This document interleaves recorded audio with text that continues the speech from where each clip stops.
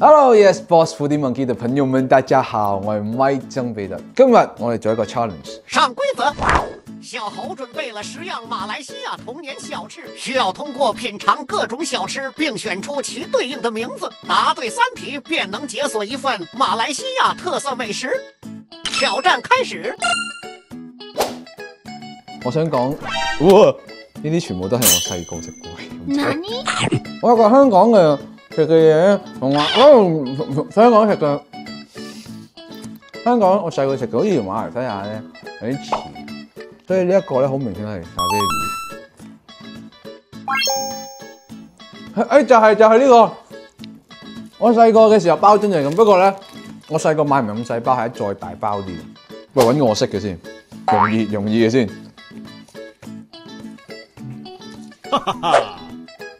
仲唔係呢個？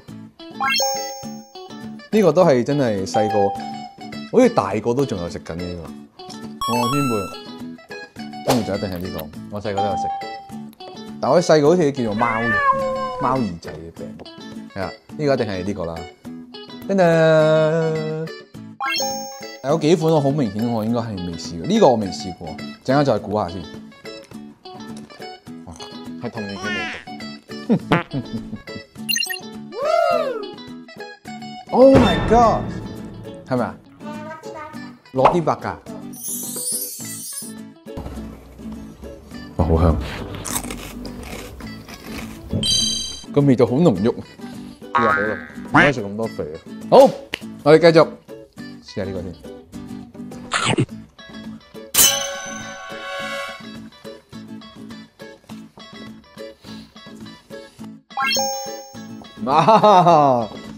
我哋細個嘅時候咧，喺學校啲小食部啊、小賣部咧，呢個係必有嘅。所以咧，呢一個咧，基本上每人童年一定有試過嘅，必備。依家都可能仲有，我覺得。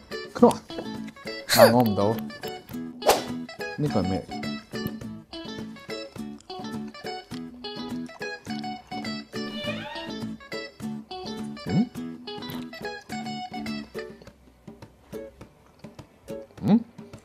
咩嚟㗎呢個？唔通係呢個？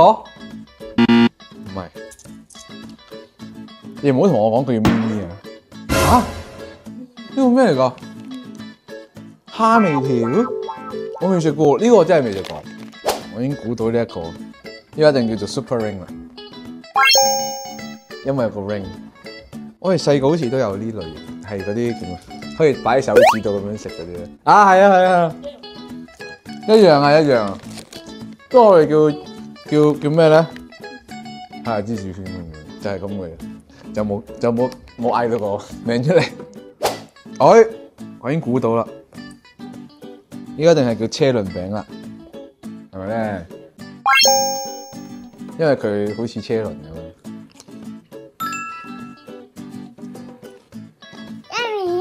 Yummy， 鹹香咁。好食。Thank you。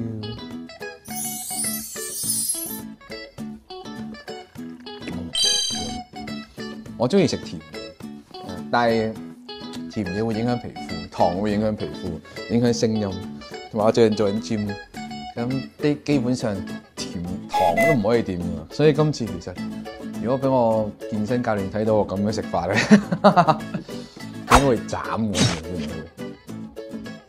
但係唔好理，我哋今日開心，好好飲我想講。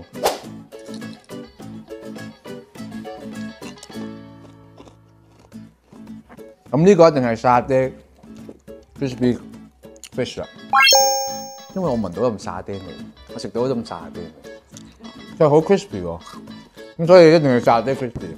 個樣就未睇唔出佢係 fish 咯，暫時，但係食落去就知佢係 fish 啦。哦，咁樣嘅，幾好食喎！可唔可以帶翻香港？可以帶翻香港。多謝。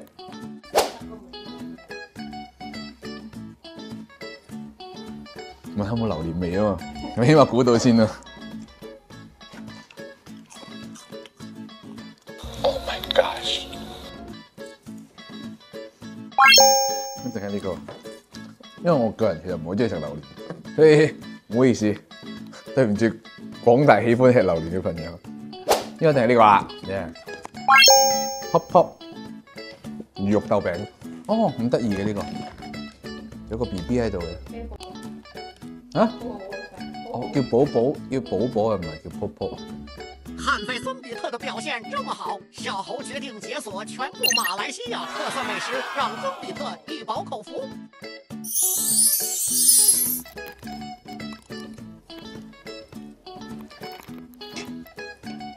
好香喎！我覺得佢其他味好濃，係嗰個係鑊氣，係即係你值得知佢好有鑊氣咯。各位觀眾，見證奇蹟嘅誕生。我試下先，我試一啖先。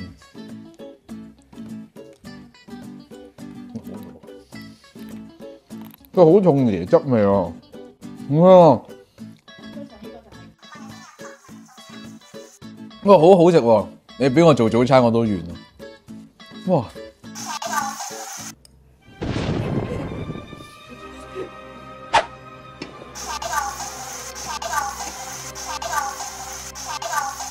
唔係，我覺得有啲嘢咧，我係嘗試過就好啦，係啦，即係佢嘗試過佢嘅美味，咁你唔使完全將呢個美味吞插到嘅，係咪先？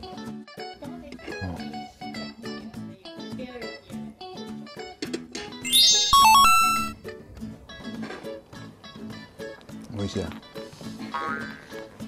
呢個真係好香啊！知唔知？嘗試過佢嘅美味，咁你唔使完全將呢個美味吞插到嘅。如果大家想繼續留意曾比特多啲嘅詳情嘅話，記得多啲留意 Yes Boss Foodie Monkey 啦。拜拜。你今排一定有冇食到